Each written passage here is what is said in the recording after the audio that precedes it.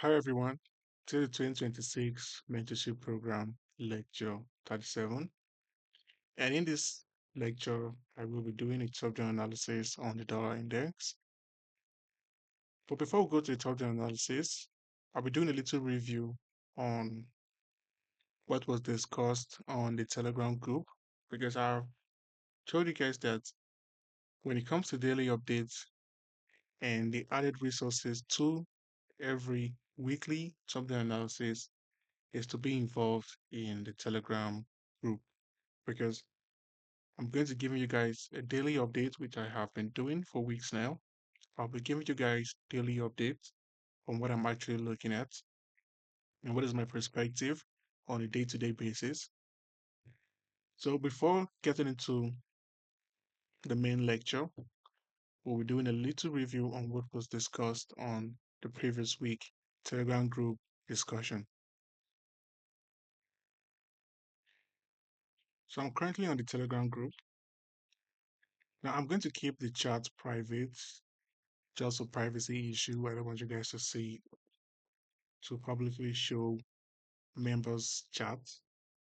But you want to have access to the Telegram group. The link is in the description below. So you have access to the group and you have the advantage to learn from what was discussed on the Telegram group, what was our perspective throughout every individual week, and what I was actually looking at in price and how price delivered to the draw on liquidity. So on Wednesday, I posted a screenshot on the dollar index on the daily time frame. And on the screenshot, there was a short note on the screenshot that said, now that price have run the buy side liquidity, I'm moving my focus to price trading to the upside. What I was actually trying to point out was that price took out the sell side liquidity, and this is a shift in structure. There's a likelihood in price trading higher, going out the buy side liquidity. So I'm giving you guys my current bias and what I'm actually looking at in price. Then I posted a screenshot on the 1 hour time frame, still on Wednesday. I say just focus on the 1 hour and the 4 hour trend for trend continuation to the upside. I was more about talking about the 1 hour point of interest, yet look at it as a trend continuation going in the week. Look at price. We're expecting a 1 hour point of interest and a 4 hour point of interest in trading higher. Now, here's the results from the setup that I talked about. So on Friday, I posted that the daily trend is now aligned with the weekly trend, trading to the upside. Because we have been waiting for the daily trend to align with the weekly perspective. For those that have gone through the previous lectures, you know that I've been talking about price trading above the weekly order block, not trading below the zero point 0.5 level that I told you guys that as long as price is still above the zero point 0.5 level, I'm anticipating higher prices. But the daily will be giving us the right timing to when price is actually trading higher. So after the run on the buy side liquidity, this screenshot is to tell you guys that now that the daily time frame is aligned with the weekly trend, I'm shifting my bias and anticipating price running out the overall target, which is the buy side liquidity. Still on Friday, I posted this image telling you guys that study on how price used the 1 hour and the 4 hour point of interest with the POI as support to run the buy side liquidity. Because I told you guys that you should focus on the 1 hour and the 4 hour trend, which I gave you guys the bias beforehand. And the 1 hour fair value gap I marked out, you can see how price were expected the 1 hour fair value gap in trading higher. So I was giving you guys the analysis beforehand. So what I'm actually looking at in price using as a support if I were to be anticipating higher prices and price trading higher, which I already told you guys that I'm looking at price trading to the upside. Now the reason I'm showing you guys the screenshots and what I'm actually posting on the Telegram group on a day-to-day basis is to tell you guys that the key resources to the Change 26 mentorship program is to be involved in the YouTube channel and in the Telegram group, which I mentioned from the starting of the lecture of the Change 26 that you need to be in both social media so that you can be updated on what I'm actually looking at in price. So understanding trade reviews, because if you notice that on the YouTube weekly trade review, I don't normally go down into lower time frame. I normally talk about weekly, daily, 4 hour, 1 hour at best. That is how low I go on giving you guys the review before telling you guys what I'm actually anticipating going in next week or the current week. It's because I'm using the Telegram group to dive deeper into what I'm actually looking at, closer to my entry time to when I'm actually looking at price, trading higher or trading lower. So if you want to have more explanation and more resources to the 2026 mentorship program, you should be a member of the Telegram group. So we have discussed about what price did, what I was actually looking at on the previous week on the Telegram group, what was the discussion throughout the week. So I'm on the weekly time frame of the dollar index. So far, I've been talking about the daily order block as the key anchor to what will be our daily bias, or we can say the weekly bias. So far, prices have been above the zero point 0.5 level, and I told you guys that as long as price is still above the zero point 0.5 level, I'm anticipating higher prices to run the buy side liquidity. So last week, after the run on the sell side liquidity, price traded back into the range. And you can still call it a CRT move. You can see price traded into the candles range, which is a CRT, the CRT reversal. Took out the sell side liquidity, CRT reversal.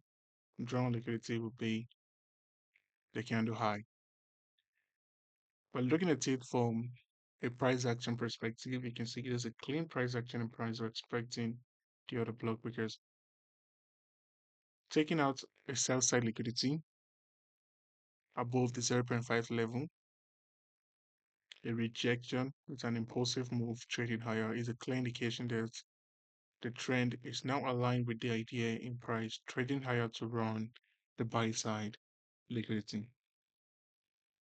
And with what was discussed on the Telegram discussion, you know that the trend is now in an uptrend on the daily time frame, which is fully aligned with the weekly trend in price trading higher to the upside to run the buy side liquidity.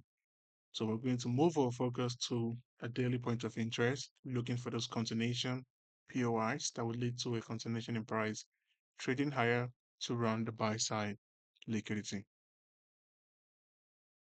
On the daily time frame on the dollar index, looking at what price did on Monday, closed as a down close candle. Now, price was still within the range of taking out the sell side liquidity, seeing this rejection in price, not trading lower. Tuesday, traded higher, traded through daily fair value gap. So I posted on the Telegram group that I'm looking at price trading higher to run the buy side liquidity, and it was after CPI, and we had a positive CPI indicating that there's a likelihood of price trading higher on the dollar index, which there might be an increase on the dollar index.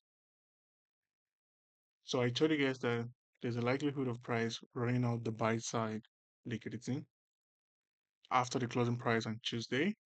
Wednesday traded higher, took out the buy side liquidity, confirmed the buyers in price trading higher to the upside, and I told you guys to focus on the 1 hour point of interest. Thursday closed as an upwards candle, trading above the other block, above the mid range of the other block. Continuation in the trend on Friday. Price trade higher, took out the buy side liquidity. Clearly, you can see that the trend is now in an uptrend. And if I were to be anticipating higher prices, which is our bias going in this week, a retracement to the daily fair value gap, a retracement to the daily fair value gap, I will be anticipating higher prices in price trading higher. But before looking for any entry, I need to see a power of three, which is from the opening price. I want to see a discount price to a daily point of interest. Then I will be using the lower time frame to anticipate the continuation in the trend in price trading higher to run the buy side liquidity. But first, short-term targets will be previous week high, weekly high, and weekly fair value gap or price to fill in the fair value gap. I'm not telling you guys to hold a trade till a run to the buy side liquidity. No, I'm only telling you guys that is the overall perspective from a weekly perspective.